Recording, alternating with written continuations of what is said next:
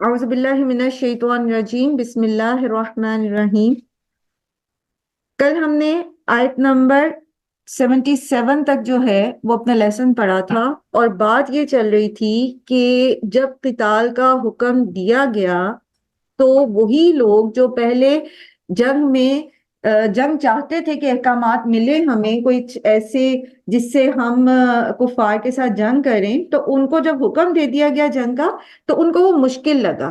اچھا، کیا سائیکولوجی ہوتی ہے اس کے پیچھے کہ ہم چاہتے ہیں ایک کام کرنا جبکہ ہمارے پاس استطاعت نہیں ہوتی، لیکن جب ہمارے پاس استطاعت ہوتی ہے تو پھر ہم وہی کام کرنے میں جھجکتے ہیں۔ مثلا اس کی بڑی عام سی مثال ہے کہ جب ہم کسی دوسرے کو دیکھتے ہیں نا کہ وہ فارغ بھی ہے اور اس کے پاس پیسے بھی ہیں، اور ہم کہتے ہیں دیکھو نا، اس کو چاہیے یہ عمرہ کر رہا ہے، اس کو چاہیے یہ حج کر کے آئے، اس کے پاس پیسے بھی ہیں، اس کے پاس فراغت بھی ہے، صحت بھی ہے، میرے پاس ہوتا نا اتنا مال تو میں تو ایک دن نہ لگاتی اور میں چلی جاتی عمرے پہ۔ ہم میں سے اکثر لوگ اس طرح کی باتیں سوچتے ہیں نا۔ اب یہ میں نے صرف مثال دی ہے عمرے کی، کہیں پر بھی آپ دیکھ لیں، آپ دیکھتے اگر کسی کے پاس اولاد نہیں ہے، ابھی اللہ تعالیٰ نے ابھی اس کو نہیں اولاد دی ہے، تو جس کو دی ہوئی ہے تو اب وہ کیا سوچتا ہے، میرے ہوتے نا بچے تو میں تو ایسے اور ایسے پرورش کرتی۔ ٹھیک ہوتا ہے نا ایسے، لیکن اب ہوتا کیا ہے؟ مثلا پہلی مثال پہ واپس جاتے ہیں۔ اب جب پیسہ آ جاتا ہے، اللہ تعالیٰ نے دے دیا، آپ نے بندے نے کہا کہ جی اگر میرے پاس ہوتا تو میں تو ایک پل نہ لگاتی اور میں تو چلی جاتی حج عمرے پہ۔ اب جب پیسے آ گئے تو اب کیا ہوگا؟ بتائیں گے کیا ہوتا ہے؟ انسان کی خواہشات آ جاتی ہیں۔ پھر دنیا کی دوسری ضرورتیں نظر آنی شروع ہو جاتی ہیں، پھر حج عمرہ پہلی پرائرٹی نہیں رہتا۔ ایسا ہی ہے نا؟ پھر کیا ہوتا ہے؟ پہلے چھت ٹھیک کرا لیں، پہلے یہ بچے کی فیس دے لیں، پہلے بچی کی شادی کر لیں۔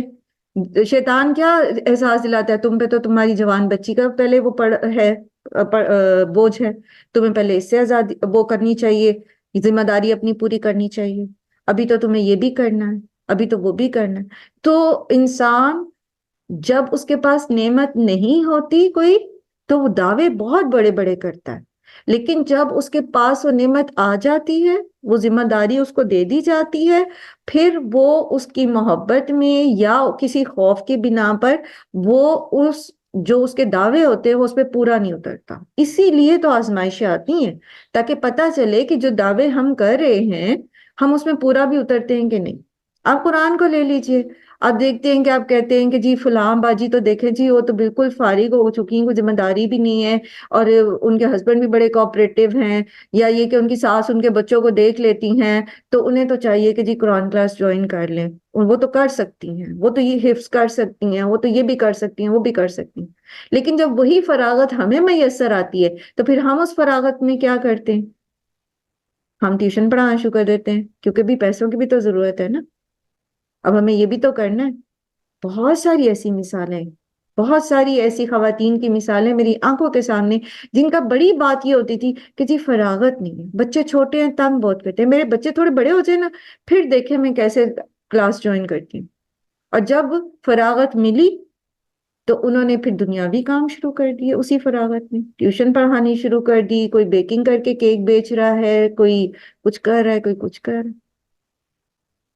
فراغت تو مل گئی، لیکن اب کیا ہے؟ اب شیطان نے دنیا سامنے کر دی۔ تو یہ جو لوگ تھے جب ان کے پاس اختیار نہیں تھا قتال کا تو یہ چاہتے تھے کہ ان کو اختیار دیا جائے، لیکن جب اللہ نے فرض کر دیا قتال تو اب کیا ہوا؟ اب قتال کے جو اس کے وہ ہو سکتے تھے نا، کیا اس کو کہتے ہیں، نتائج، اب وہ ان کی آنکھوں کے سامنے شیطان نے کرنے شروع کر دیے۔ میں اگر جنگ میں گیا، مارا گیا تو میرے تو بچے یتیم ہو جائیں گے، میری بیوی بیوہ ہو جائے گی، اتنا اور اتنا مال کا نقصان ہو جائے گا، جیسے غزوہ تبوک کے موقع پہ ہوا تھا۔ منافقین نے کیا کیا تھا؟ کیونکہ فصلیں پکی ہوئی تھیں، پھل توڑنے کا ٹائم تھا، سائے بڑے ہوئے تھے، نہیں گئے تھے جنگ پہ۔ تو یہ جو آزمائشیں آتی ہیں نا اس طرح ہم پر، یہ جب اللہ تعالیٰ نعمتیں دے کے آزماتا ہے، یا جو ہم دعوے کر رہے ہوتے ہیں ہمیں وہی چیز دے دیتا ہے اللہ تعالیٰ، اور پھر ہم کیا کرتے ہیں، تو پھر یہ ہمارا گویا ایک طرح سے اللہ تعالیٰ ہمیں وہ چھلنی میں ڈال کے چھان لیتے ہیں کہ ہم کتنے سچے تھے اپنے دعووں میں، اور یہاں انہیں موت کا خوف لاحق ہو گیا، اور یہ اس خوف کے تحت جو ہیں یہ پیچھے پیچھے پیچھے ہٹنا چاہا انہوں نے کہ ہمیں لولا اخرتنا الی اجل قریب، ہمیں تھوڑی سی مہلت اور کیوں نہ دیتی گئی۔ اور بات ہو رہی ہے کل متاع الدنیا قلیل، دنیا کی متاع بہت تھوڑی ہے۔ دیکھیں دنیا جو ہے نا یہ اس طرح سے ہے جیسے آپ سمجھیں کہ کسی شخص نے آنکھیں بند کی ہیں اور وہ سویا ہے، اور اس نے خواب میں اپنی من پسند کچھ چیز دیکھ لی ہے، جس کی طرف اس کی بڑی ہی بہت ہی زیادہ اس کو رغبت ہے۔ اب کیا ہوگا جب اس کی آنکھ کھلے گی؟ تو کچھ بھی نہیں ہوگا۔ تو یہ دنیا کی مثال ایک خواب کی طرح سے ہے، محض ایک خواب، اس کی حقیقت کچھ بھی نہیں۔ جس طرح خواب میں انسان لذت بھی حاصل کرتا ہے، وہ خوش بھی ہوتا ہے، وہ غمگین بھی ہوتا ہے، لیکن وہ خوشی، وہ غمی، وہ ٹیمپریری ہوتی ہے، صرف اتنی کہ آنکھ کھل جائے۔ اسی طرح یہ دنیا کی خوشیاں، غم، تکلیفیں، لذت، ہر چیز یہ ٹیمپریری ہے، مختصر، قلیل۔ جب قبر میں ہماری آنکھ کھلے گی تو ریئلائز ہوگا کہ ہم کیا کر کے آئے۔ کیونکہ آپ دیکھیں قرآن کریم میں بارہا آپ یہ پڑھیں گے بھی، اور پڑھا بھی ہوگا آپ نے پہلے بھی، کہ جب پوچھا جائے گا ان سے کہ کم لبثتم، کتنا تم ٹھہرے دنیا میں، حتیٰ کہ برزخ میں، میدان حشر میں جب ان سے پوچھا جائے گا تو کہ تم کتنا عرصہ ٹھہرے، تو کہیں گے لبثنا یومن او بعد یوم، ہم ٹھہرے محض ایک دن یا شاید دن کا بھی تھوڑا سا حصہ۔ یہ ہے دنیا کی حقیقت۔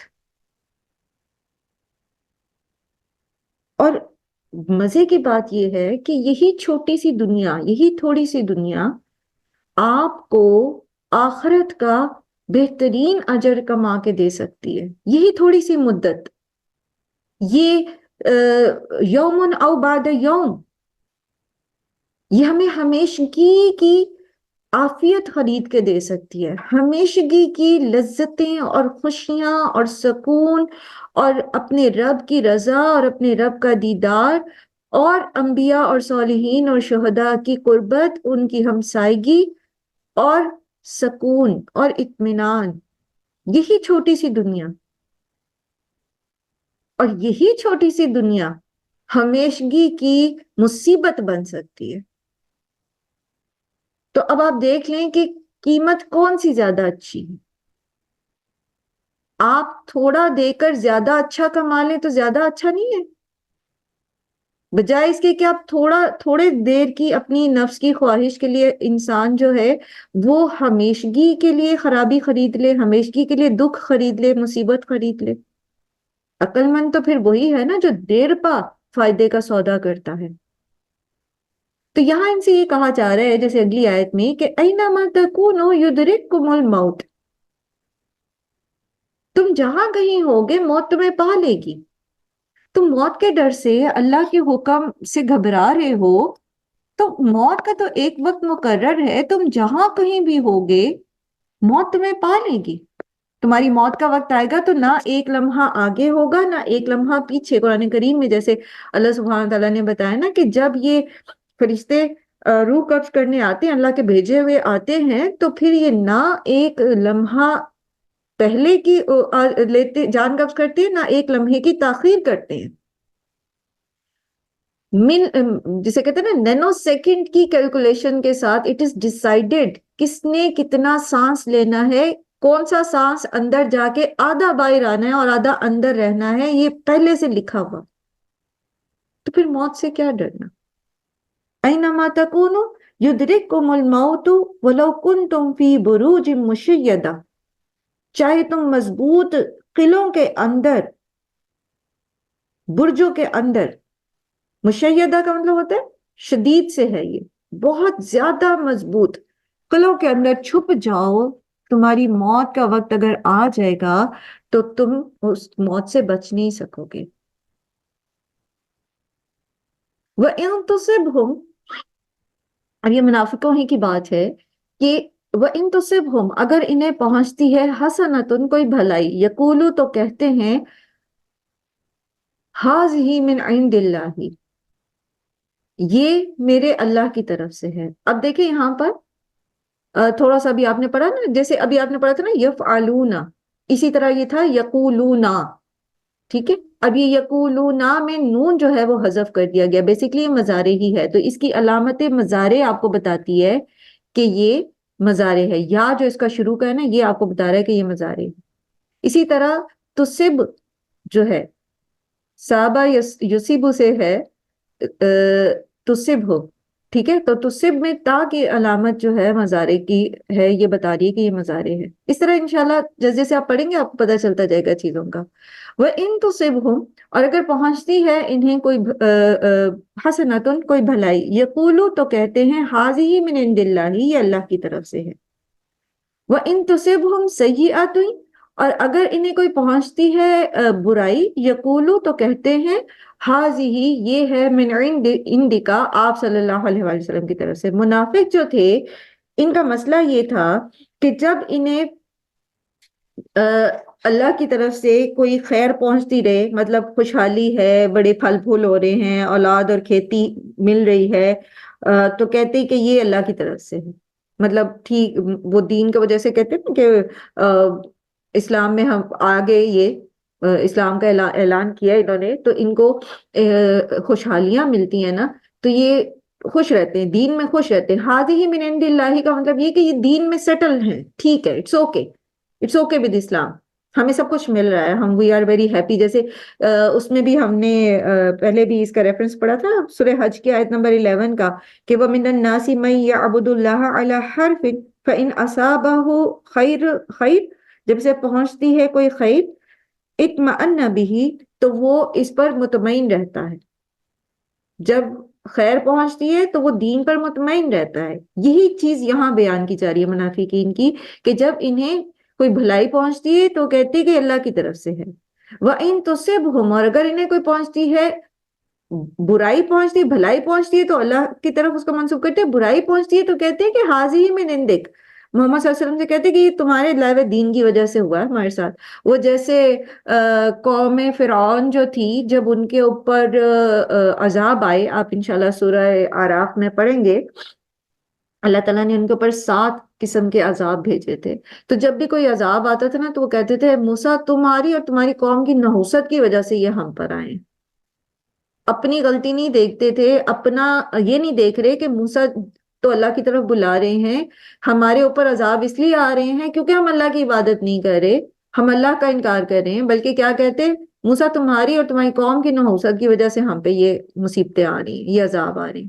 اسی طرح یہ کیا کرتے کہ جب ان کو جو ہے وہ خوشحالی ملتی تو کہتے کہ جی ٹھیک, ہم بہت, یہ تو جی ہمیں دین پر آگے, بڑا اچھا ہے دین, بڑا اسلام, یہ وہ, اور بس ہیپی ہیپی سارا کچھ چل رہا ہے. لیکن جیسے کوئی مثلاً قحط پڑ گیا, روزی تنگ ہو گئی, کوئی فوت ہو گیا, کسی نے دین اسلام قبول کیا اور اس کا کوئی بچہ فوت ہو گیا, تو اب کیا ہوگا, وہ اس کی نحوست جو ہے وہ پھر اس کو نبی صلی اللہ علیہ وسلم کی تابع داری لیتے کہ لو جی ہم نے اسلام قبول کیا, اور دیکھیں جی وہ ان کے اس جسے کہتے ہیں نا, ان کے خیالات کا اظہار یہاں پہ کیا گیا ہے. اور اللہ تعالیٰ فرماتے ہیں, قل, کہہ دیجئے, کل من عند اللہ, یہ سب کچھ اللہ کی طرف سے ہے.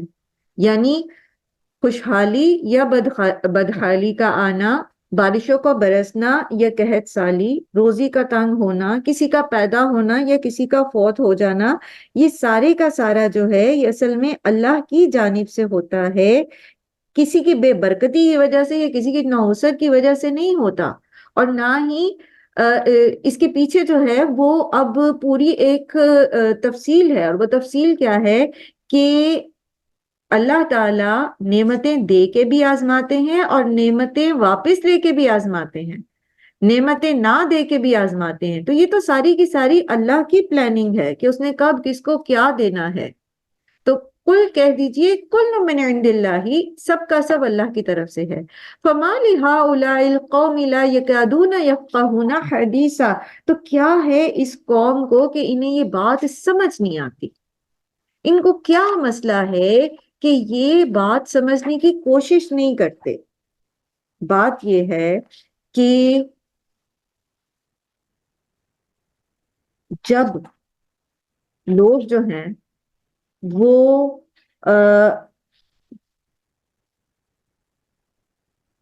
دین میں پورے کے پورے داخل نہیں ہوتے، جب لوگ دل سے ایمان لاتے نہیں، یا سمجھ لیجئے کہ ان کے دلوں میں ایمان اترا نہیں ہوتا، یا منافقت ان کے دل میں ہوتی ہے کسی بھی درجے کی، تو ان کو دین کی باتیں، اللہ کے احکامات کی مصلحتیں یا تقدیر کا یہ فنومنا سمجھ نہیں آتا. جب ان کو خوشی ملتی ہے تو وہ اس میں پھول جاتے ہیں، متکبر ہو جاتے ہیں. جب انہیں کوئی تکلیف پہنچتی ہے تو بالکل ہی مایوس ہو جاتے ہیں، اللہ سے بھی مایوس ہو جاتے ہیں. جیسے آپ نے پڑھا نا کہ ان الانسان خلق ہلوعا اذا مسہ الشر جزوعا واذا مسہ الخیر منوعا. جب اس کو جو ہے کوئی تکلیف پہنچتی ہے، جزا فضا کرنا شروع کر دیتا ہے، مایوس ہو جاتا ہے، رونا دھونا ڈال دیتا ہے، ہائے وائے کرنا شروع کر دیتا ہے، اس کو کوس اس کو کوس، اس کو نہ منحوس ٹھہرا، اس کی نحوست لے، اللہ سے مایوسی، اللہ کی طرف جسے کہتے ہیں بدگمانی، اور یہ اور وہ ایک ایکسٹریم. اور جب اس کو کوئی خوشی ملتی ہے تو اس کو بھی وہ روک کے رکھنا چاہتا ہے اپنے تک، اس میں وہ پھول جاتا ہے، تکبر کرتا ہے. قرآن کریم میں بار بار بار بار کفار اور منافقین کی یہ صورتحال بتائی گئی ہے، جب بجائے اس کے کہ وہ یہ بات سمجھتے.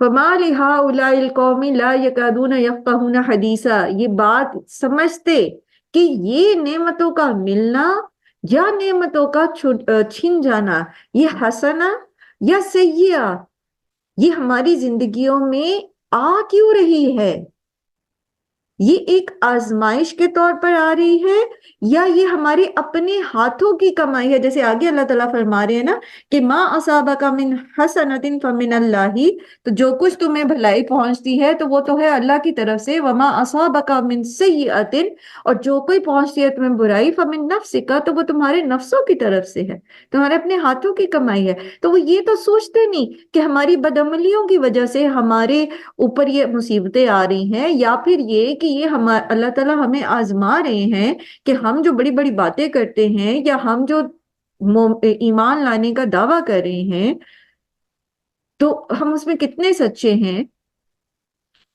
تو یا یہ کہ اللہ تعالیٰ ہمیں آزما رہے ہیں کہ ہم نعمت پا کر شکر گزار بنتے ہیں یا ناشکرے بنتے ہیں، اما شاکرن و اما کفورا. ہمیں اللہ تعالیٰ دیکھ رہے ہیں کہ ہم کیا کرتے ہیں. تو وہ یہ چیزیں نہیں سمجھتے. اچھا کیوں نہیں سمجھتے؟ فَمَا لِهَٰؤُلَاءِ الْقَوْمِ لَا يَكَادُونَ يَفْقَهُونَ حَدِيثًا، انہیں قرآن کیوں نہیں سمجھ آتا، انہیں یہ باتیں کیوں نہیں سمجھ آتی.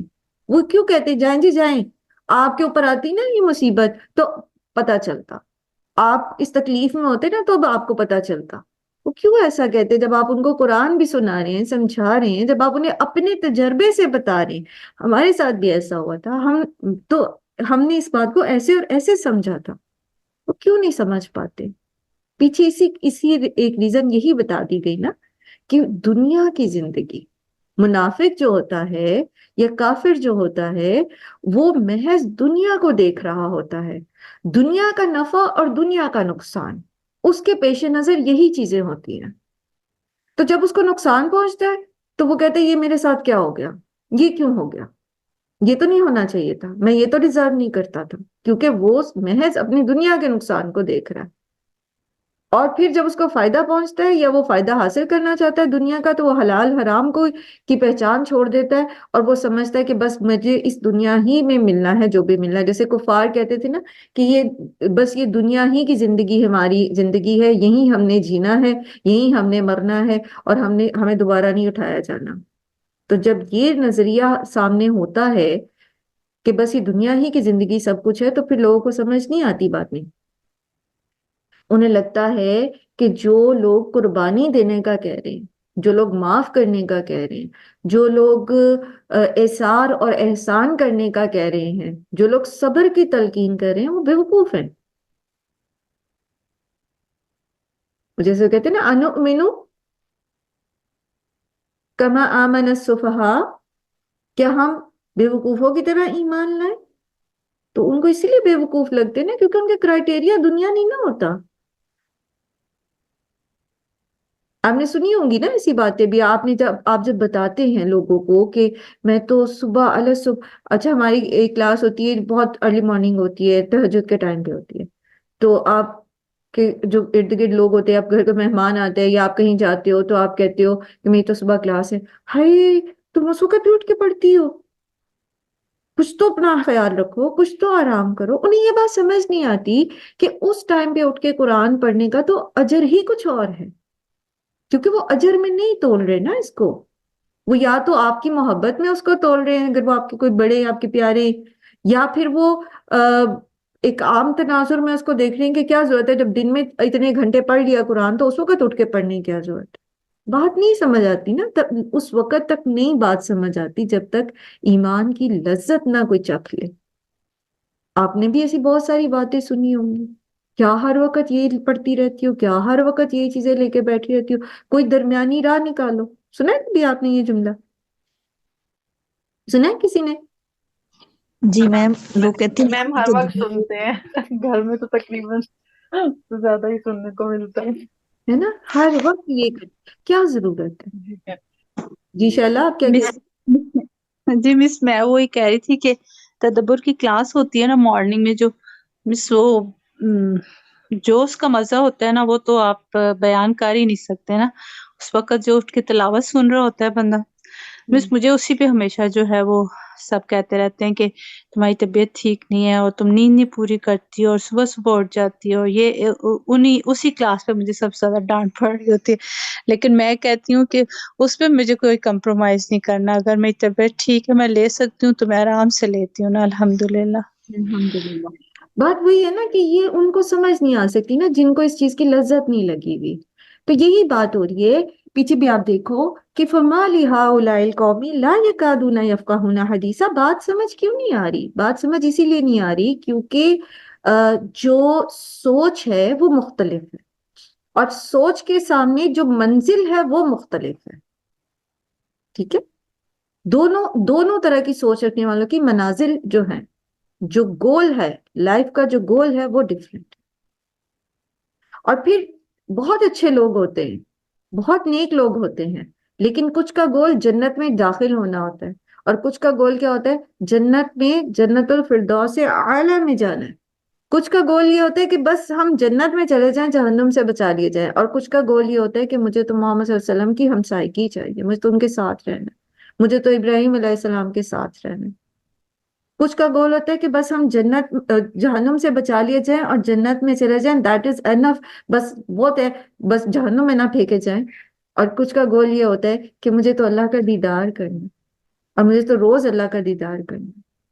تو فرق پڑ جاتا ہے. پھر جو ہماری سوچ ہوتی ہے اور جو ہمارا گول ہوتا ہے اس کے مطابق ہمارے فہم میں فرق آ جاتا ہے، پھر ہم معاملات کو اسی طرح سمجھتے ہیں. تو ما اصابک من حسنۃ فمن اللہ، جو بھی خیر تمہیں پہنچتی ہے وہ اللہ کی طرف سے. کیسے؟ دیکھیں، ہمیں پتا ہے، پیچھے بھی ہم نے پڑھا، اللہ تعالیٰ فرمانے کہ کل من عند اللہ، ہر تقدیر میں اچھا برا اللہ کی طرف سے ہے. یہاں اللہ تعالیٰ کہہ رہے ہیں کہ جو خیر ہے وہ تو اللہ کی طرف سے ہے. اور وما اصابک من سیئات فمن نفسک، تو وہ تمہارے نفس کی طرف سے ہے. تو اصل میں بات یہ ہے کہ جو بھی ہمیں خیر مل رہی ہے نا، جو بھی خیر ہمیں مل رہی ہے، جو ہم سانس لے رہے ہیں، ہمیں ہوا میسر ہے، ٹھیک ہے، یہ جو ہم بات کر رہے ہیں اور ہمیں اللہ نے یہ نطق دیا ہے، یہ صلاحیت دی ہے بولنے کی، یہ جو ہم کانوں سے سن رہے ہیں، یہ جو آپ کھانا کھاتے ہو، یہ جو آپ کو اللہ تعالیٰ نے اولاد دے دی ہے، یہ جو آپ کو جو ہے وہ ایک گھر کا سکون دے دیا، یہ سب کچھ جو ہے، کوئی بھی چیز آپ دیکھ لیں اٹھا کے، یہ صرف اللہ تعالیٰ کی ہم پر مہربانی ہے، یہ بھلائی اللہ کی طرف سے ہم پر احسان ہے، یہ اللہ کا ہم پر فضل ہے، ہم اس کو ڈیزرو نہیں کرتے۔ ہم دنیا میں ہاتھوں پاؤں کی سلامتی کے ساتھ پیدا کیے گئے ہیں۔ مجھے بتائے پیدا ہونے سے پہلے کون سی نیکی کی تھی آپ نے یا میں نے کہ اللہ تعالیٰ نے ہمیں اس طرح پیدا کیا؟ دنیا میں اللہ تعالیٰ نے معذور افراد کو بھی پیدا کیا، ذہنی معذور بھی، جسمانی معذور بھی۔ وہ کس لیے؟ وہ شیخ سعدی سے کسی نے پوچھا کہ اللہ نے دنیا میں نابینا کیوں پیدا کیے؟ تو انہوں نے کہا تاکہ آنکھوں والے دیکھ سکیں، اس لیے نابینا بھیجے تاکہ آنکھوں والے شکر ادا کر سکیں۔ تو مجھے بتائیں ہم نے کون سی کوئی ایسی پیدا ہونے سے پہلے ہم نے کوئی نیکی کی تھی کہ اللہ نے ہمیں ہاتھوں پیروں کی سلامتی کے ساتھ بھیجا؟ اس کے بعد آپ مجھے بتائیے کہ کون سے ہمارے نیک اعمال ہیں ایسے، کون سی ہماری شکر گزاریاں ہیں، کیا ہے جو ہم روز سلامتی کے ساتھ اٹھ جاتے ہیں؟ ایک نیا دن اللہ ہمیں دے دیتے ہیں، ایک نیا موقع اللہ تعالیٰ ہمیں دے دیتے ہیں۔ آپ کوئی بھی خیر اٹھا کے دیکھ لو، کچھ بھی، آپ کا بچہ آپ کا فرما بردار ہے، آپ یقین کریں یہ محض اللہ کا فضل ہے، ورنہ ہم سے کہیں زیادہ محنت سے بچے پالتے ہیں لوگ اور ان کے بچے نافرمان نکل آتے ہیں۔ یہ محض اللہ کا فضل ہے، ہم ڈیزرو نہیں کرتے۔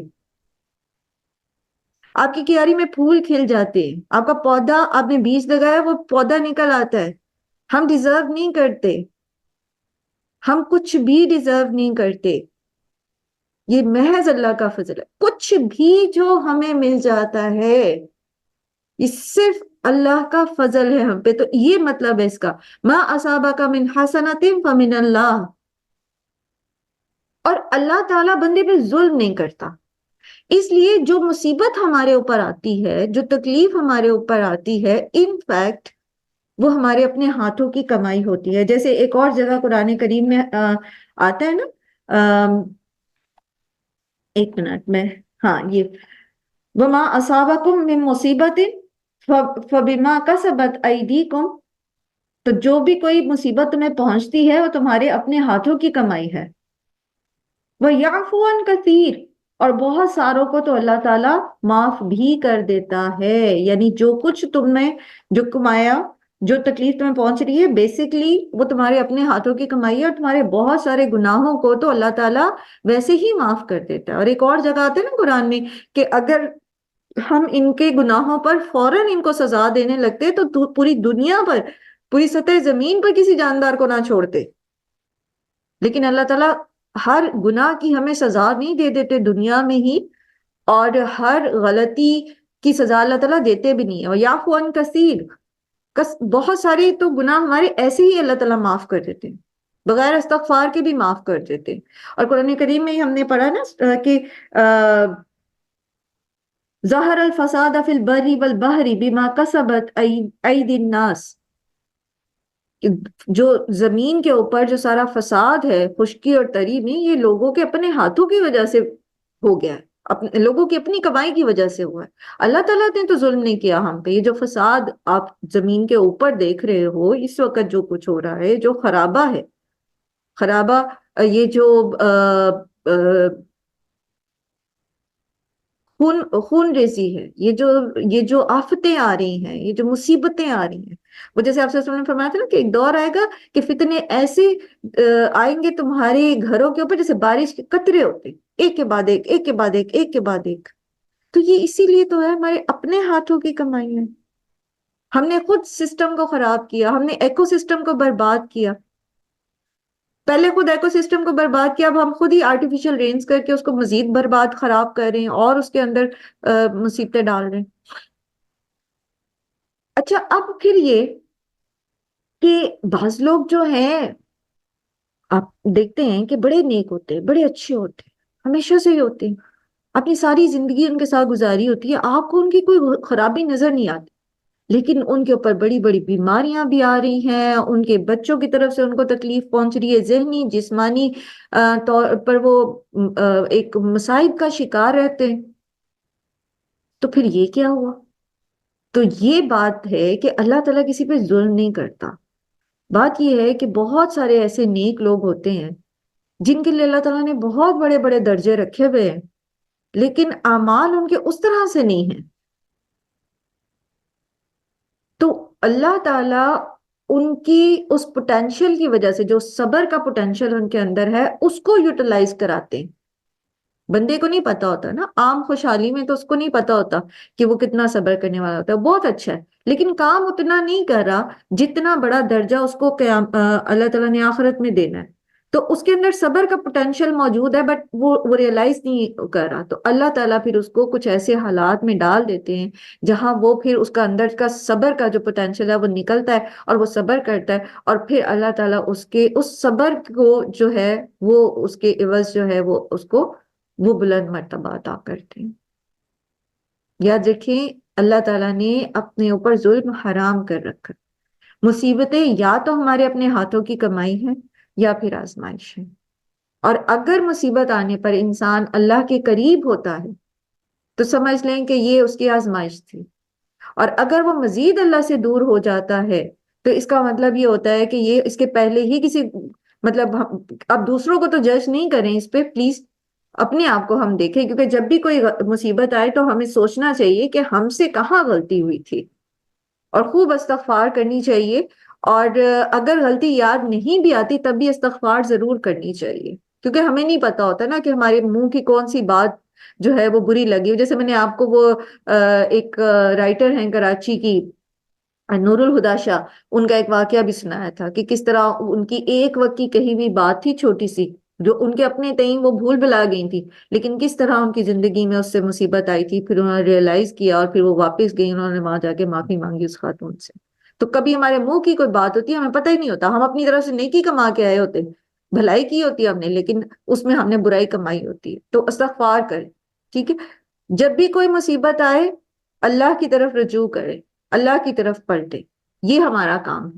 اور اگر خدا نہ خواستہ بندہ اللہ سے دور چلا جاتا ہے نا مصیبت میں، تو اس کا مطلب یہ ہوتا ہے کہ پہلے بھی اس کی اپنی ہی ہاتھوں کی کمائی تھی یہ، جو ابھی بھی اس کو اللہ کا قرب نصیب نہیں ہو رہا.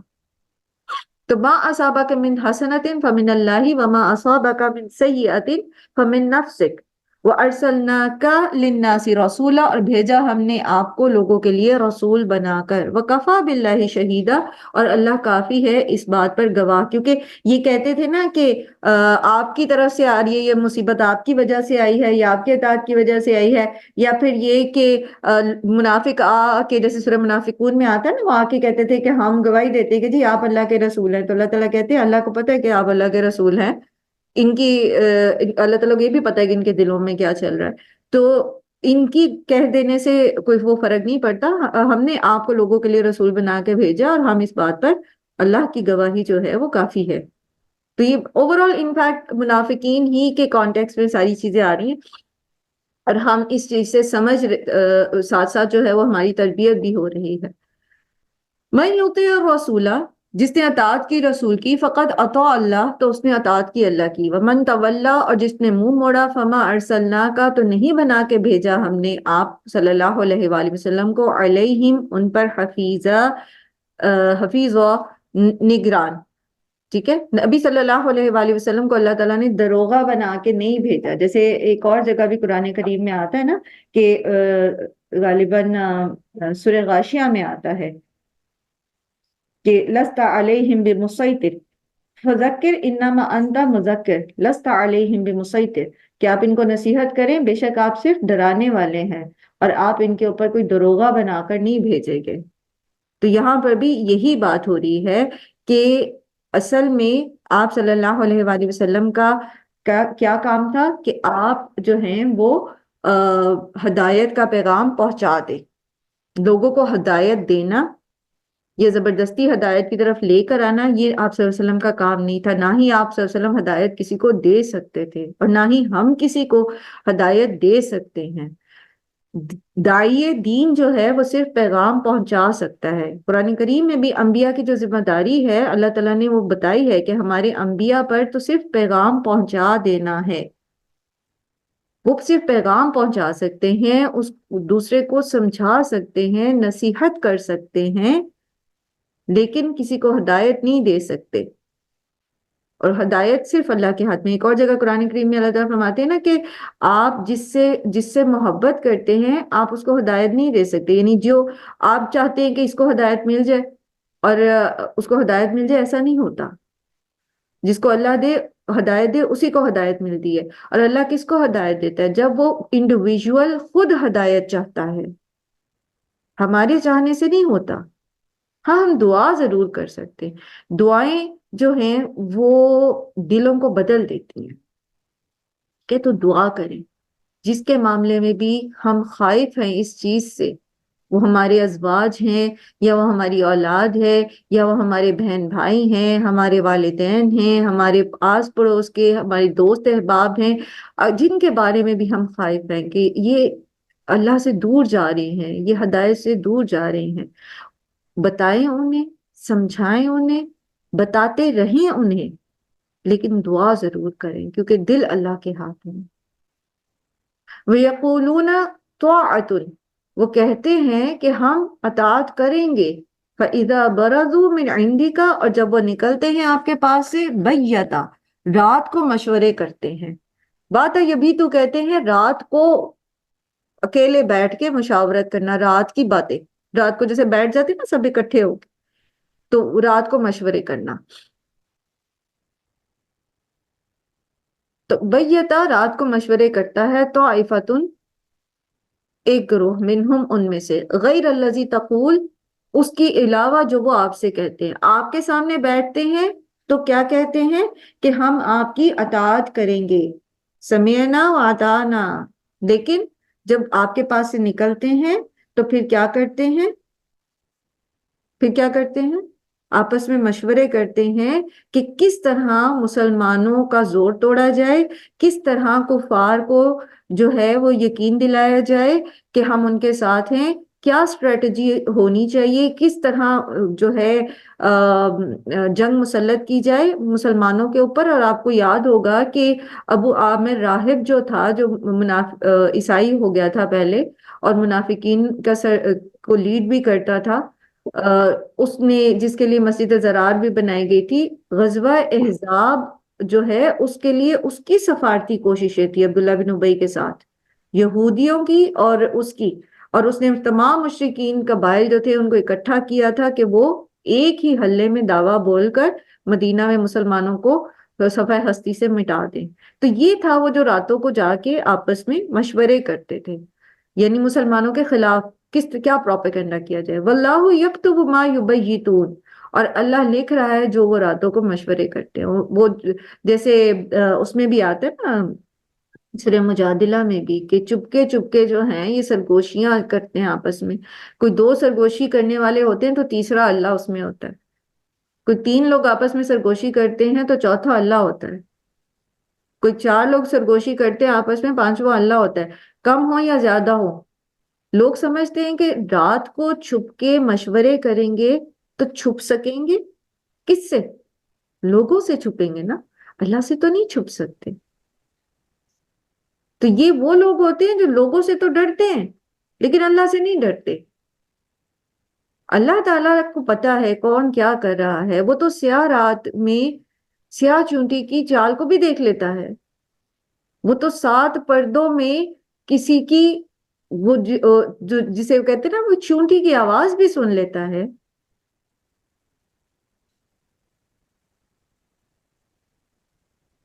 اس سے چھپ سکیں گے؟ تو چونکہ یہ منافق ہوتے ہیں نا، چونکہ انہوں نے رب کو پہچانا ہی نہیں نا، انہوں نے کہہ تو دیا لا الہ الا اللہ، چاہے یہ پورے کے پورے اعتقادی منافق تھے یا یہ عملی منافق ہو، لا الہ الا اللہ کہہ تو دیا لیکن اللہ کو پہچانا نہیں. اصل مسئلہ یہ ہے، اصل مسئلہ ہی یہ ہے کہ رب کو پہچانتے ہی نہیں. اگر ہم اللہ کو پہچان جائیں نا اگر ہم اس کی پکڑ کو جان جائیں، اگر ہم اس کی قدرت کاملہ پر واقعی ایمان رکھتے ہیں، آپ یقین کریں نہ ہماری زندگی میں مایوسیاں ہوں، نہ ہماری زندگی میں اس کی نافرمانیاں ہوں، نہ ہماری زندگی میں کوئی کسی ایسی چیز کا دخل ہو، ہم اس کو اپنی زندگی میں اسپیس نہ دیں کسی بھی ایسی چیز کو جس سے ہمارا رب ناراض ہوتا ہو۔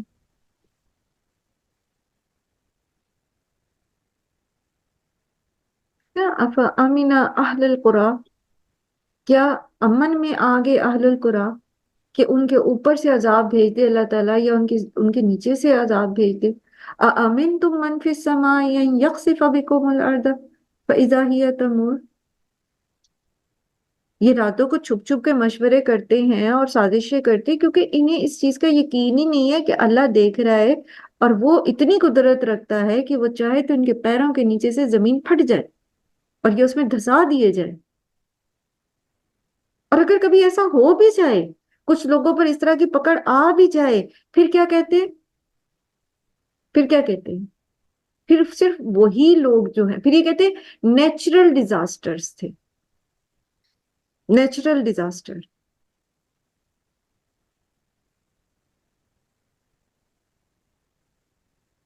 تو ایسے لوگ جو منافق ہیں، جو اوپر اوپر سے آپ کو اپنی فرمانبرداری کا یقین دلاتے ہیں اور اندر سے آپ کے مخالف ہیں، فَأَعْرِضْ عَنْهُمْ، تو آپ ان سے اعراض برتیں، وَتَوَکَّلْ عَلَى اللَّهِ، اور اللہ پر بھروسہ کیجیے، وَكَفَى بِاللَّهِ وَكِیلًا، اور کافی ہے اللہ کا کارساز۔ جب ساری دنیا بھی آپ کے مخالف ہو جائے، جب ساری دنیا بھی آپ کے مخالف ہو جائے، تب بھی آپ کے ساتھ اگر اللہ ہے، آپ کا بھروسہ اگر الملک المقتدر پر ہے،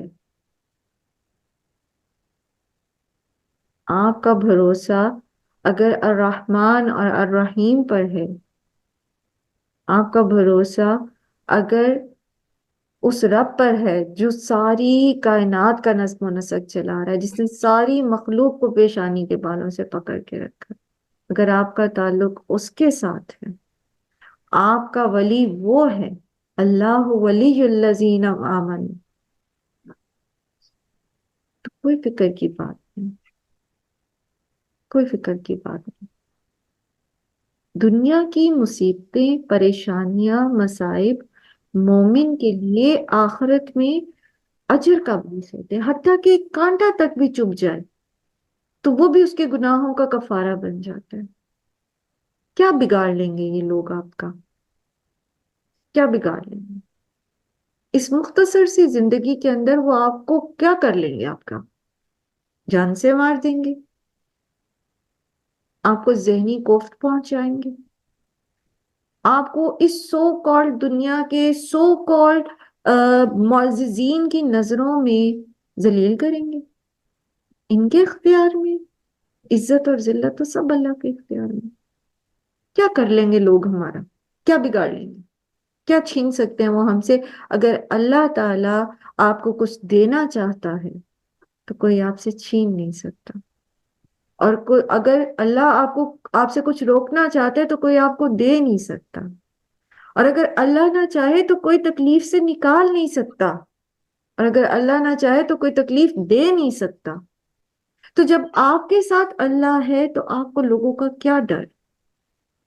لیکن بات وہی ہے نا، پیچھے بھی ہم نے پڑھا نا کہ ہم تو لوگوں سے ڈرتے ہیں، ہم تو ڈرتے ہی لوگوں سے ہیں، اللہ کا ڈر تو بعد میں آتا ہے، بلکہ ہم تو لوگوں سے اللہ سے بھی زیادہ ڈرتے ہیں۔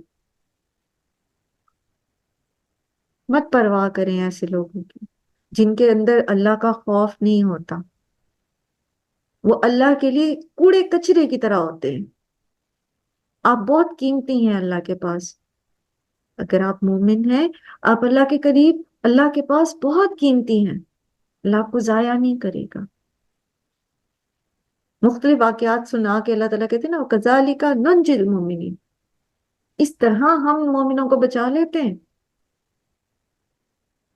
قیامت کے دن حسرت کرے گا فرعون بھی اور نمرود جیسے بادشاہ بھی، اور سو کالڈ آپ کی دنیا کے یہ بادشاہ اور سارے ان فقراء کے سامنے حسرت کریں گے جن کو اللہ تعالیٰ سونے کے تاج پہنائیں گے، جنہیں اللہ تعالیٰ اپنا قرب دیں گے، جنہوں نے دنیا کی آسائشوں کو اللہ کی رضا کے لیے تیاگ دیا تھا، وہ فقراء، وہ مسکین، وہ غریب، وہ امیر، وہ نعمتوں والے جو اللہ کو راضی کرنا چاہتے تھے، جنہوں نے اللہ کی خاطر اپنا ہر عمل کیا۔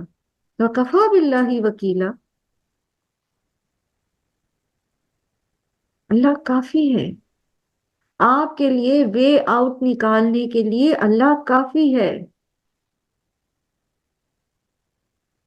مت ڈریں لوگوں سے، بس اپنا اور اپنے رب کا تعلق مضبوط کرتے رہیں۔ اور رب کے ساتھ تعلق کیسے مضبوط ہوتا ہے؟ اس کی پہچان کے ساتھ، اور پھر اس کی فرما برداری کے ساتھ۔ سب سے زیادہ قریب انسان اپنے رب کے کب ہوتا ہے؟ سجدے میں۔ اپنے سجدوں کو طویل کر لیں۔ نہیں دن کے میں ٹائم ملتا نا، دن میں بہت ساری مصروفیت ہوتی ہے، جیسے خود اللہ کے رسول صلی اللہ علیہ وآلہ وسلم کو بھی اللہ سبحانہ تعالیٰ نے فرمایا نا، اس میں سورہ مزمل میں اللہ تعالیٰ فرماتے ہیں نبی صلی اللہ علیہ وآلہ وسلم سے کہ ان لکا فی النہار سبحا طویلا، کہ دن میں تو آپ کے لیے بہت ساری مصروفیت ہوتی ہے نا، تو اسی لیے اللہ تعالیٰ نے پھر ان کو حکم دیا تھا کہ یا ایہا المزمل قم اللیل الا قلیلا نصفہ او انقص منہ قلیلا او زد علیہ ورتل القرآن ترتیلا۔ دنیا میں دن میں تو بڑی سی مصروفیت ہوتی ہیں، تو طویل سجدوں کے لیے تھوڑا سا رات کو اٹھ جائے، اللہ کا قرب حاصل کریں۔ وہ کسی نے کہا کہ کسی کا قول ہے، کسی جگہ پڑھا میں نے، کہ اگر آپ اپنی زندگی میں کسی مسئلے سے پریشان ہیں، کوئی سلوشن چاہتے ہیں، اور آپ تہجد کے وقت نہیں اٹھتے، تو اس کا مطلب یہ ہے کہ آپ اس معاملے میں سنجیدہ نہیں ہیں۔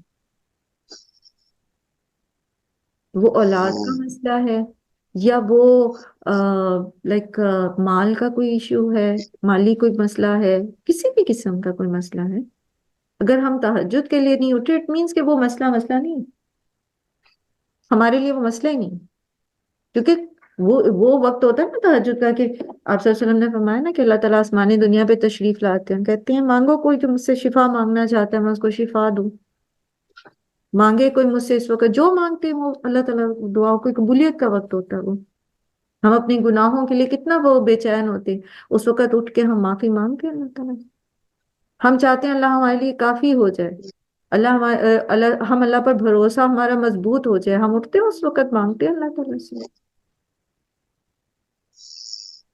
اور یہاں خاص طور پر ان لوگوں سے ڈیل کرنا سکھایا جا رہا ہے جو ڈبل فیسڈ ہوتے ہیں، اور ہماری زندگی میں اکثر ایسے لوگ آتے جاتے رہتے ہیں، اکثر ہی ایسا ہوتا ہے، مطلب اوپر سے کچھ ہوتے ہیں لوگ، اندر سے کچھ ہوتے ہیں۔ جتنا زیادہ آپ کا لوگوں سے واسطہ پڑتا ہے، بینگ ہاؤس لیڈی، آپ بڑے کمفرٹیبل ہوتے ہیں۔ ایک گھریلو خاتون جو ہوتی ہے نا، اس کا واسطہ نہیں پڑتا اتنے رنگ برنگے لوگوں سے۔ جب آپ باہر نکلتے ہو، مطلب آپ ورک پلیس پہ ہوتے ہو، انٹریکشن زیادہ لوگوں کے ساتھ ہوتا ہے، تب آپ کا ذرا واسطہ زیادہ پڑتا ہے۔ اور یقین کریں رشتہ داروں میں ایسے لوگ نہیں ہوتے، عام طور پر برے لوگ نہیں ہوتے۔ ہمارے دماغ کا ایک وہ فطور ہے کہ ہم نے بس رشتہ داروں کو سمجھ لیا کہ وہ ایسے اور ایسے اور ایسے ہیں۔ تھوڑی بہت خرابی ہر جگہ ہوتی ہے، بھلائی اور خرابی کی چیز تو چل ہی رہی ہوتی ہے، ہم خود بھی ایسے ہی ہوتے ہیں، ہمیں خود نہیں پتا ہوتا ہمارے اندر کیا کیا خرابی ہیں۔ لیکن جو لوگ ڈبل فیسڈ ہوتے ہیں، جو آپ کی جڑیں کاٹ رہے ہیں اندر سے، اور اوپر سے وہ آپ کے ہمدرد بنے ہوئے ہیں، تو ایسے لوگوں کے ساتھ آپ کا رویہ کیا ہونا چاہیے؟ یہاں پر سیم یہ بات کی گئی ہے۔ آپ کی مجلس میں بیٹھتے ہیں، آپ کہتے ہیں وی آر ود یو، لیکن راتوں کو بیٹھ کے آپ کی جڑیں کاٹ رہے ہیں، مشاورتیں کر رہے ہیں آپ کو نقصان پہنچانے کی، تو کیا کریں؟ فَأَعْرِضْ عَنْهُمْ۔ یاد رکھیے یہ مدینہ میں نازل ہوئی ہیں آیات، یہ مکہ کی نہیں ہے کہ آپ کو کہا جا رہا ہے کہ آپ کے پاس قتال کا آپشن نہیں ہے۔ لیکن ہر جگہ قتال نہیں کیا جاتا نا، حکمت سکھائی جا رہی ہے، ہر جگہ کاٹ کے نہیں رکھ دیا جاتا۔ نہیں جی بس فلانا تو اب اس سے نہیں ہم نے ملنا اور ہمارا مرنا جینا ختم. یہ اس چیز کا آپشن نہیں دیا گیا نا. تو کیا کریں؟ فارض عنہم، ان سے اعراض برتیں. یہ جو ہمارا طریقہ ہے نا کہ آمنے سامنے کرایا جائے جی، ایک وہ اپنے بارے میں جو کسی کے دھوکے اور زیادتی کے کو لے کے بیٹھ جانا، اس کے پیچھے پڑ جانا، اور پھر اپنی صفائیاں پیش کرنا، یا ایک وہ یہ کوشش ہونا کہ بس کلیئر ہو جائے ہر چیز اور سب. ضرورت نہیں ہوتی ہمیشہ اس کی. ہاں معاملہ اگر کوئی بہت ہی زیادہ مالی معاملہ ہے یا کچھ ایسا کہ کچھ ایسی آپ کے اوپر کوئی ایلیگیشن آ رہی ہے، تو ثبوت کے ساتھ دلائل کے ساتھ معاملہ کریں. اور پہلے ہی مالی معاملات تو خاص طور پر اس طرح سے کریں کہ آپ کے پاس ثبوت ہو، ریٹرن بھی اور گواہان بھی موجود ہوں تو سامنے کریں. ادروائز جو چھوٹی چھوٹی چیزیں ہوتی ہیں ان کو اگنور کریں، اللہ پر توکل کریں اور دوسروں کو سمجھائیں. اگر وہ سمجھ آتے ہیں ویل اینڈ گڈ، ادروائز وکفا باللہ وکیلا، اللہ تعالیٰ آپ کے لیے کارساز ہے کافی. افلا یتدبرون، پھر کیا وہ تدبر نہیں کرتے القرآن، قرآن میں؟ اگر وہ قرآن میں تدبر نہیں کرتے، وَلَوْ كَانَ مِنْ عِنْدِ غَيْرِ اللَّهِ، اگر قرآن کسی غیر اللہ کی طرف سے ہوتا تو کیا ہوتا؟ لَوَجَدُوا، وہ پاتے اس میں فِيهِ، اس میں اختلافاً اختلاف، کثیرہ بہت سارا. قرآن میں غور و فکر کرنا، دبر کہتے ہیں کسی چیز کی کے پچھلے حصے کو، یعنی کسی چیز کی ڈیپتھ میں جا کر اس کو ریئلائز کرنا، اس کی حقیقت کو جاننا، اس کا معاملے کا ادراک کرنا. ٹھیک ہے؟ تو قرآن میں یہ لوگ کہتے ہیں، مشرکین مکہ جیسے کہتے تھے یا یہود الزام لگاتے تھے کہ جی ہماری کتابوں سے ہی اس کو کاپی کر لیا گیا ہے. تو اگر قرآن کسی غیر اللہ کی طرف سے ہوتا یا اس کو محمد صلی اللہ علیہ وسلم نے خود لکھ لیا ہوتا، یہ اگر غور و فکر کریں اس میں، یہ اگر توجہ کریں تو انہیں پتہ چلے گا کہ اگر یہ کسی غیر اللہ کی طرف سے قرآن لکھا ہوا ہوتا تو اس کے اندر بہت سارا اختلاف ہوتا. اب دیکھیں قرآن جو ہے 23 سال کے عرصے میں نازل ہوا ہے نا. یہ کوئی ایک دن میں تو نہیں لکھ دیا گیا، یا اس کو جو ہے وہ کسی نے دن رات بیٹھ کے تو نہیں لکھا.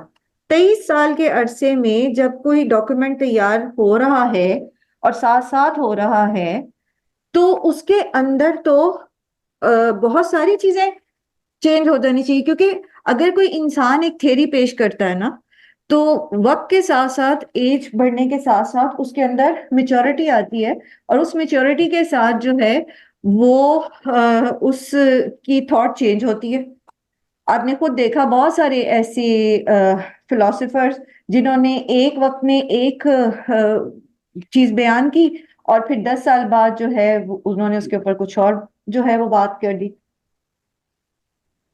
تو قرآن کے اندر اختلاف نہ ہونے کا سب سے بڑی جو ثبوت ہے وہ یہی ہے، یعنی اس کے اندر اختلاف نہ ہونا اس بات کا سب سے بڑا ثبوت ہے کہ یہ اللہ کی طرف سے نازل کیا گیا ہے، کسی انسان نے نہیں بنایا. اگر انسان نے لکھا ہوتا تو پھر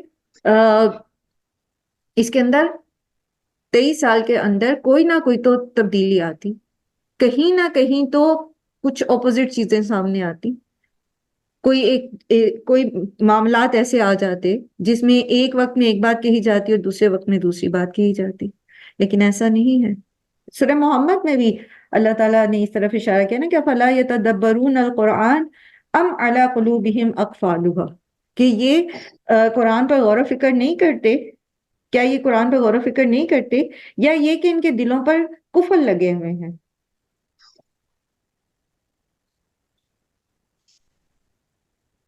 بات یہ ہے کہ قرآن پر غور و فکر وہ کرتے کیوں؟ اب دیکھو کہ قرآن پر غور و فکر کیا ہے کرنے والے مستشرقین نے، لیکن چونکہ پیچھے بھی ہم نے یہ پڑھا نا کہ ہدایت کی نیت سے نہیں کیا.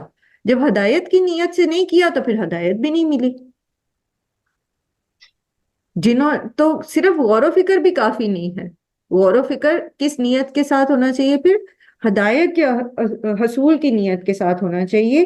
اگر نیت درست نہیں ہے، نیت خراب ہے، تو بھی جو ہے وہ تدبر بھی فائدہ نہیں دیتا. تو نیت کی درستگی بھی اور پھر یہ کہ تدبر بھی، دونوں چیزیں جو ہیں وہ ملیں گی تو پھر جو ہے قرآن کی سمجھ آئے گی، اور پھر انسان اس چیز کو ریئلائز بھی کرتا ہے کہ یہ قرآن جو ہے یہ اللہ کی طرف سے نازل ہوا ہے، کسی غیر اللہ کی طرف سے نازل نہیں ہوا۔ وَإِذَا جَاءَهُمْ أَمْرٌ، اور جب کوئی آتا ہے ان کے پاس کوئی معاملہ، من الامن، امن میں سے، او الخوف، یا خوف میں سے، اذاعوا، وہ پھیلا دیتے ہیں بھی اسے۔ جب بھی کوئی معاملہ، کوئی بات سنتے ہیں، کوئی خبر ان کے کانوں میں پڑتی ہے تو یہ کیا کرتے ہیں؟ اسے پھیلا دیتے ہیں۔ کسی بھی معاملے کو تحقیق کے بغیر، اس کی سچائی کو جانے بغیر اس کو آگے نہیں پھیلانا چاہیے، یہ یاد رکھیے۔ اس وقت میں تو شاید یہ فتنے کم تھے، یا آج سے 20 سال 25 سال پہلے تو یہ مسئلے کم تھے، لیکن اب آج کے دور میں ایک سیکنڈ کا 1000واں حصہ لگتا ہوگا کسی بھی بات کو پھیلانے میں، اور کہیں کی کہیں بات پہنچ جاتی۔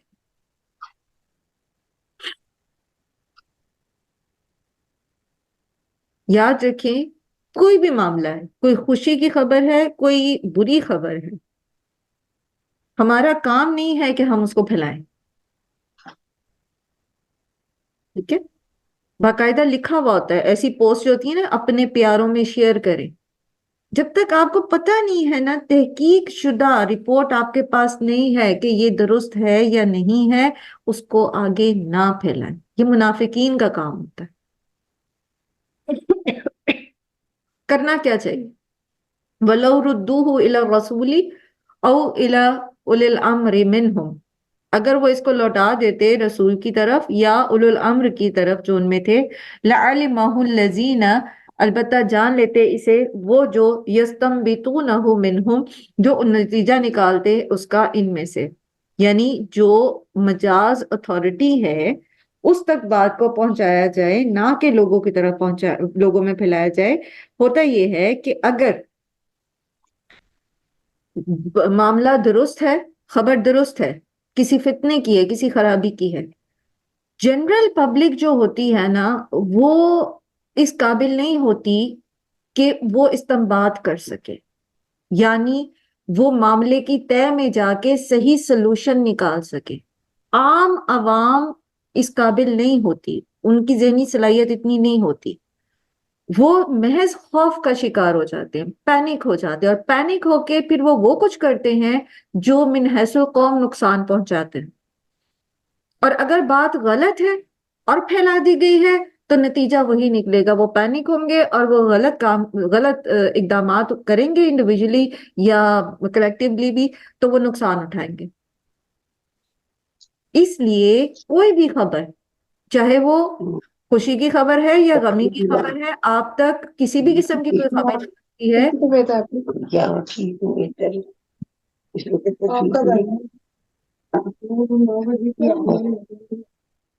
تو خوشی کی کوئی مطلب خطرناک خبر ہے، کوئی اور اس طرح کی، تو کیا کریں؟ جو مجاز اتھارٹی ہے، جو اس مسئلے میں فیصلہ لینے والے لوگ ہیں، جو اس کو سمجھ کے صحیح طریقے سے اس کا سلوشن نکال سکتے ہیں، وہاں تک پہنچائیں۔ اب یہ صرف سوشل میڈیا کی بات نہیں ہے، یہ آپ کے گھر کے معاملات میں بھی ہوتا ہے ایسے۔ بعض اوقات کوئی رشتہ دار اور خاتون آتی ہے، کوئی آ کے دور سے آپ کو فون کرتا ہے یا آتا ہے اور کہتے ہیں جی فلانے نے تو یہ اور یہ اور اس طرح سے کیا، اور یہ کام اس طرح سے ہوا، اور فلاں کی بیٹی کی یہ بات، اور فلاں کے بیٹے کی یہ بات، تو اب آپ وہ گئی ہیں، آپ کی اماں جی کا فون آ گیا ہے، جی وہ فلانی آئی تھی تو وہ یہ بات کری تھی اور یہ ہو رہی، اور وہاں سے پھر آپ نے فون بند کیا تو آپ کی اماں جو ہے انہوں نے چاچی کو فون سے بات ہو گئی، ورڈ سے بڑے تذکرہ، تو وہ پھر وہ ان کی بات نکل گئی، کہیں کی کہیں بات جائے گی اور اس میں کوئی حقیقت نہیں ہوگی پہلے سے، تو فساد بڑھے گا۔ ٹھیک ہے، یہ بہت چھوٹی سی چیز ہے، لیکن ہم دیکھتے ہیں کہ اس کا خیال ہم نہیں رکھتے۔ کوئی بھی بات، کوئی بھی معاملہ جب آپ کو ذاتی طور پہ بھی درپیش ہے تب بھی، ابھی آپ پڑھیں گے نا انشاءاللہ آگے چھٹے پارے کا بالکل آغاز بھی اسی موضوع سے ہوگا کہ آپ کا اپنا ذاتی معاملہ بھی ہے نا تو بھی ہر ایک کے سامنے بیان نہ کریں. اور پھر بات اگر کسی دوسرے تیسرے کی ہے تو ضرورت ہی کوئی نہیں آپ کو اس میں دخل دینے کی، وہ اپنا معاملہ ہی نہیں ہے. انسان کے عقل مند ہونے کی دلیل یہ ہے کہ وہ کسی پرائے معاملے میں بلا وجہ نہیں کودتا، نہ بلا وجہ مشورہ دیتا ہے، نہ بلا وجہ جو ہے وہ دوسروں کے معاملات میں پر کان رکھتا ہے. جس چیز سے اس کا واسطہ نہیں ہے، جس معاملے سے جن لوگوں سے اس کا کچھ لینا دینا نہیں ہے، کوئی ضرورت ہی نہیں ہوتی کسی کی بات میں دخل دینے کی. اور کوئی آپ تک پہنچاتا ہے تو اس کو دوسروں تک پہنچانے کی. طریقہ یہ ہے کہ اگر آپ تک کوئی بات پہنچی ہے تو آپ پھر وہاں پہنچائیں جہاں اس کا سلوشن نکلتا ہے. اور یہاں منافقین کی بات ہو رہی ہے کہ وہ کوئی بھی اچھی بری بات سنتے تو وہ اس کو لوگوں میں پھیلا دیتے، بجائے اس کے کہ وہ نبی صلی اللہ علیہ وسلم کے پاس لے کر جاتے، یا جو ان کے حکام تھے یا ان کے گروپ لیڈر تھے یا جہاں تک مطلب بات ہوتی وہیں تک لے کر جاتے. صحیحین میں ہے، صحیحین سے مراد آپ کو پتہ ہے نا کیا ہے؟ صحیح بخاری اور صحیح مسلم دونوں کو صحیحین کہا جاتا ہے. نبی صلی اللہ علیہ وآلہ وسلم نے گپ بازی سے منع فرمائی، جو ہم کہتے ہیں نا گوسپس. کیوں منع کیا؟ کیونکہ جب بندہ فارغ بیٹھ کے صرف گوسپس کر رہا ہوتا ہے نا تو لازماً اس کے اندر پھر ایسی خرابیاں آتی ہیں ان باتوں کے اندر. اور آج کل اس کو ایک اور نام دیا گیا ہے، ٹی. سنا ہے کسی نے؟ میرے پاس بہت ٹی ہے. ٹی کیا ہے؟ In fact gossips over a cup of T. چائے پیتے ہوئے فارغ بیٹھ کے باتیں کریں، گپ شپ کریں. نبی صلی اللہ علیہ وآلہ وسلم نے گپ شپ سے منع کیا ہے، فالتو باتوں سے منع کیا ہے. اور بھی جگہ آپ نے پڑھا نا کہ حدیث پڑھی تھی کہ اللہ سبحانہ تعالیٰ کو سخت ناپسند ہے کیلو کال، زیادہ بولنا. کیونکہ یہ جتنی خرابیاں ہیں نا، یہ جو بھی ہم نے بات کی جیسے کہ خبر کو پھیلا دینا، یہ بھی زیادہ اس کے پیچھے بھی یہی ہے نا. فارغ بیٹھ کے جو ہے وہ گپے لگانا. اب گپے لگانے کی بھی وہ ذرا بدل گئی ہے، سچویشن بدل گئی نا. اب آپ سوشل میڈیا پہ گپے لگا رہے ہوتے ہیں، ایک کمنٹ ہے تو اس کمنٹ پہ کمنٹ کر رہے ہیں اور پھر اس پہ کمنٹ کر رہے ہیں اور پھر آگے سے آگے اور آگے سے آگے چیزیں چل رہی ہیں. جو مومن ہوتا ہے نا اس کی زندگی اتنی بامقصد ہوتی ہے کہ اس کے پاس ٹائم ہی نہیں ہوتا ان چیزوں کے لیے. اس کے پاس بالکل وقت نہیں ہوتا گوسپس اور پھر ادھر کی سن ادھر کر، ادھر کی سن ادھر کر کا. پھر اسی طرح ایک اور صحیح حدیث میں ہے کہ جو شخص کوئی بات بیان کرے اور وہ گمان کرتا ہو کہ یہ غلط ہے، وہ بھی جھوٹوں میں سے ایک جھوٹا ہے. یعنی ایک بات اسے پتا ہے کہ یہ غلط ہو سکتی ہے پھر بھی وہ آگے کر دے تو وہ جھوٹا ہے. اور ابو داؤد کی ایک روایت ہے کہ انسان کا یہ برا فعل ہے کہ وہ کسی کو یہ کہتا پھرے کہ لوگوں نے یہ خیال کیا، یعنی جسٹ لوگوں کو بتاتا رہے کہ اس نے فلانے کی یہ بات اور فلانے کی یہ بات، فلاں نے یہ اس طرح سے کہا، فلاں نے وہ کہا. He said and he said کے چکروں میں ابو داؤد کی روایت ہے کہ ایسا شخص جو ہے اس نے یہ بہت برا فعل کیا، یعنی یہ برائی کے کاموں میں آتے. آپ یہ دیکھیں کہ حضرت عمر کا ایک اسوہ ہمارے سامنے ہے اس میں، کہ حضرت عمر رضی اللہ تعالیٰ عنہ کو جب یہ خبر پہنچی کہ نبی صلی اللہ علیہ وآلہ وسلم نے اپنی بیویوں کو طلاق دے دی ہے تو آپ اپنے گھر سے نکلے، مسجد میں آئے، وہاں بھی لوگوں کو یہی کچھ کہتے سنا. تو پھر یہ نہیں کہ وہیں بیٹھ گئے، لوگوں میں ہی بیٹھ گئے اور سنگل لینی شروع کر دی، بلکہ کیا کیا، خود نبی صلی اللہ علیہ وآلہ وسلم کے پاس گئے اور آپ صلی اللہ علیہ وآلہ وسلم سے دریافت کیا کہ کیا آپ نے اپنی ازواج مطہرات کو طلاق دے دی تھی. اس طلاق دے دی ہے، اس کی وجہ یہ ہے کہ آپ صلی اللہ علیہ وسلم کی ازواج میں ان کی بیٹی بھی شامل تھی. So it was the sort of personal matter of حضرت عمر. ٹھیک ہے، ایک تو یہ کہ انہوں نے لوگوں کی باتوں کا اعتبار نہیں کیا، نبی صلی اللہ علیہ وآلہ وسلم کے پاس گئے، اور دوسرا یہ کہ کیونکہ یہ معاملہ ان سے متعلق تھا تو اس لیے وہ گئے. تو آپ دیکھتے ہیں کہ صحابہ کرام کو جیسے جیسے اللہ تعالیٰ جس طرح سے حکم اللہ کا آتا تھا وہ اسی طرح اس میں اپنی زندگی پر عمل کرتے تھے. یہ نہیں کہ سن لیا کہ بس ٹھیک ہے اور کیا پھر وہی. اسی طرح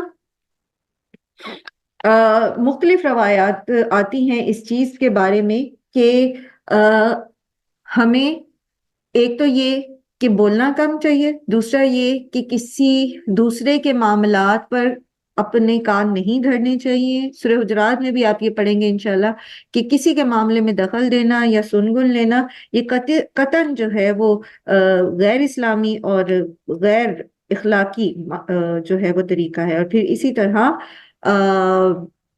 اگر آپ تک کوئی بات پہنچتی ہے تو آپ اس کو اس وقت تک بیان نہ کریں جب تک کہ آپ تحقیق نہ کر لیں، اور اگر واقعی معاملہ سچا ہے تو پھر اس کو بتائیں جو اس کا سلوشن نکال سکتا ہے. ہر ایرے غیرے کے سامنے اس کو بیان کرنے کی ضرورت نہیں ہے. اور اگر آپ کے پاس کوئی ایسا شخص نہیں ہے جو سلوشن نکال سکتا ہے تو پھر چپ کر کے بیٹھ جائیں، پھر آپ مکلف نہیں ہیں اس معاملے میں.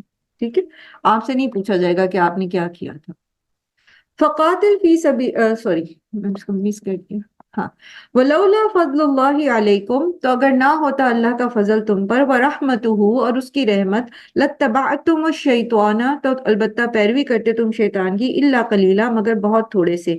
یعنی ہر بات دوسروں میں پھیلا دینے سے یا جس طرح یہ منافقین کرتے تھے، تو اگر اللہ تعالیٰ کا فضل و کرم نہ ہوتا تو عام مسلمان بھی جو ہیں وہ ان فتنوں میں پڑ جاتے، اور پھر یہ کہ شیطان کے پیچھے لگ جاتے، اور بہت تھوڑے جو ہیں وہ ان فتنوں سے بچ سکتے. یہ اللہ کا فضل ہوتا ہے جو ایمان والوں کو ایسے فتنوں سے بچا لیتا ہے. فقاتل فی سبیل اللہ، تو جنگ کیجیے اللہ کے راستے میں.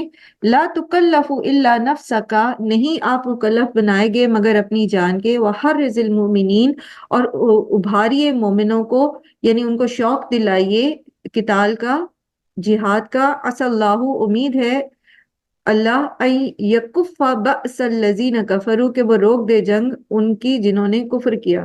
واللہ اشد، اور اللہ ہے زیادہ سخت، بأسن طاقت میں، واشد تنقیلا، اور زیادہ سخت ہے عبرتناک سزا دینے میں.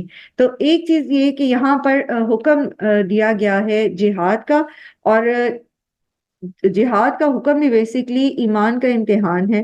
نبی صلی اللہ علیہ وآلہ وسلم کو حکم ہو رہا ہے کہ آپ تنہا اپنی ذات سے اللہ کی راہ میں جہاد کریں، چاہے کوئی آپ کا ساتھ دے یا نہ دے. یعنی آپ محض اپنے مکلف ہیں، یعنی جو حکم دیا گیا آپ کو دیا گیا، آپ تو اس کو پورا کریں. انفیکٹ یہ ہے کہ ہر انسان جو ہے وہ اپنے تئیں صرف اپنی ذات کا ذمہ دار ہے. ٹھیک ہے، یعنی جو اس کو حکم دیا جا رہا ہے وہ اپنی ذات تک تو اس کو پورا کرے. جیسے حضرت موسیٰ علیہ السلام نے اللہ تعالیٰ سے دعا کی تھی نا، جب وہ ان لوگوں نے بچڑے کی پوجا کی تو اور انکار کر دیا، پھر جا کے بستی میں داخل ہونے سے، تو اس میں پھر حضرت موسیٰ نے اللہ تعالیٰ سے دعا کی تھی کہ اللہ تعالیٰ صرف اپنی جان اور اپنے بھائی ہی کی ذمہ داری لے سکتا ہوں، کیونکہ ان کے بھائی ان کے ساتھ نبی تھے، تو باقیوں کے بارے میں میں کچھ بھی نہیں کر سکتا.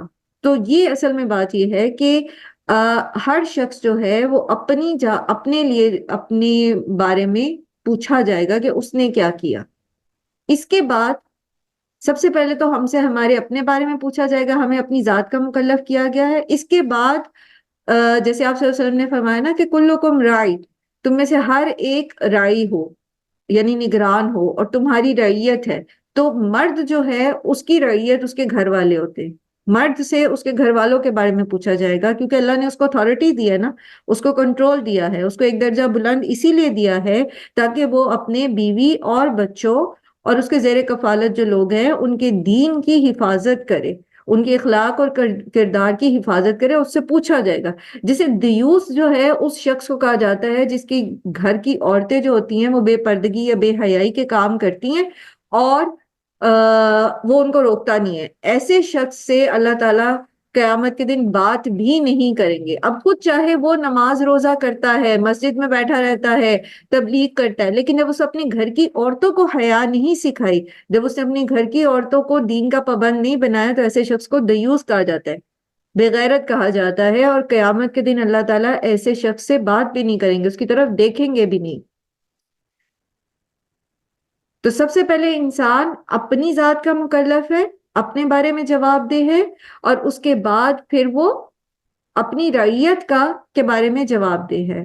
اسی طرح جس کی جتنی رعیت بڑھتی چلی جاتی ہے ٹیکنیکلی وہ اتنے ہی معاملات میں پھر جواب دہ ہوتا جاتا ہے. جیسے ایک حکمران ہے، حاکم وقت ہے، تو پھر اب اس کی جو عوام ہے وہ اس کی رعیت ہے، اور اس کے زیر نگرانی جو وزراء ہیں وہ اس کی رعیت ہے، اور جو ریسورسز ہیں ان کی ساری نگہبانی اور نگرانی. جیسے حضرت عمر نے کہا تھا نا کہ اگر فرات کے کنارے کو بکری بھی پیاسی مر جاتی ہے تو عمر اس کے لیے جواب دہ ہوگا. وہ کیوں کہا تھا؟ وہ اسی لیے کہا تھا نا کہ حاکم وقت جو ہے اس کی ذمہ داری ہے کہ وہ دیکھے کہ کس کو سب کو جو ہے وہ حقوق مل رہے ہیں یا نہیں، سب اپنے فرائض ادا کر رہے ہیں یا نہیں کر رہے. تو اسی طرح ایک ماں جو ہوتی ہے وہ راعی ہوتی ہے. ماں سے پوچھ ہوگی کس کے بارے میں؟ اس کے بچوں کی تربیت کے بارے میں، کہ اس نے اپنے بچوں کو دین سکھایا یا نہیں سکھایا، اس نے اپنے بچوں کو اللہ کے ساتھ ان کا تعلق مضبوط کیا یا نہیں کیا، اس نے اپنے بچوں کو صحیح اخلاق سکھائے یا نہیں سکھائے، اخلاق حسنہ سکھائے یا نہیں سکھائے. جتنی دیر کے بچے پھر اپنے اون پہ نہیں ہو جاتے. پھر اسی طرح ایک عورت جو ہے وہ نگران ہوتی ہے اپنے شوہر کے مال پر، تو وہ جواب دہ ہے اس کے بارے میں. یعنی شوہر کا گھر، عورت کی اپنی عزت اور شوہر کا مال، اس کے بارے میں اس سے پوچھا جائے گا کہ اس نے اس کو ضائع تو نہیں کیا، اس نے شوہر کی غیر موجودگی میں اپنی عزت کی حفاظت کی یا نہیں کی. یہ اس چیز کی مکلف ہے. سو ہر بندہ at the very first step اپنے لیے اپنی ذات کے متعلق مکلف ہے کہ اس نے اللہ کے احکامات کی کتنی پابندی کی، اور پھر دوسری جگہ پر وہ اپنی رعیت کے متعلق جو ہے وہ اس کا مکلف ہے، اس کو بتایا جواب دہ ہے وہ اس کے بارے میں. اور یہاں پر خاص طور پر بات چونکہ قتال فی سبیل اللہ کی ہو رہی ہے، تو پھر یہاں پر آپ جواب دے تو صرف اپنے لیے ہیں، لیکن کریں کیا؟ وَحَرِّضِ الْمُؤْمِنِينَ، مومنوں کو بھی اس کے شوق دلائیں. وہ نہیں اس قتال کرتے، جہاد کرتے، تو آپ کو اس کی سزا نہیں دی جائے گی. جیسے ایک مرد جو ہے وہ پوری کوشش کرتا ہے کہ اس کے گھر والے دین پر چلیں، لیکن اگر وہ نہیں چلتے، لیکن اگر وہ اس کی بات نہیں سنتے، وہ اپنی سی پوری کوشش کرتا ہے، تو اب اس سے جو ہے وہ اس حجت جسے کہتے ہیں نا اتمام حجت کر دی اس نے. میں نے تو سمجھایا تھا، ہر طرح سے سمجھایا تھا، اپنی جس طرح اللہ تعالیٰ نے مجھے اختیار دیا تھا میں نے اس میں کی کوشش، انہوں نے نہیں مانی. تو اب اس نے اتمام حجت کر دیا، اب اس سے پوچھنی ہوگی. ٹھیک ہے. اسی طرح وحرز المؤمنین، مومنوں کو شوق دلائیے. اگر نہیں مومن مانتے، مطلب قتال پہ نہیں آ رہے، جیسے پیچھے سارا سیکوینس چل رہا ہے نا بات کا، قتال کا ہی چل رہا ہے، تو اگر نہیں مانتے تو پھر نبی صلی اللہ علیہ وسلم سے نہیں پوچھا جائے گا کہ بھی انہوں نے کیوں نہیں کیا. یہ آپ نے تو بتا دیا نا، آپ نے تو ان کو شوق دلا دیا. وما علینا الا البلاغ. ٹھیک ہے، ہم نے تو صرف پہنچانا ہے نا. عسى الله ان يكف بأس الذين كفروا. تو بات یہ ہے کہ اللہ تعالیٰ لوگوں کی استطاعت سے زیادہ ان پہ بوجھ نہیں ڈالتا. تو ہو سکتا ہے کہ اللہ تعالیٰ آپ سے اس جنگ کو روک ہی دیں، ہو ہی نہ یہ جنگ، لیکن ایٹ لیسٹ آپ جہاد کے لیے تیاری تو کریں نا. ٹھیک ہے.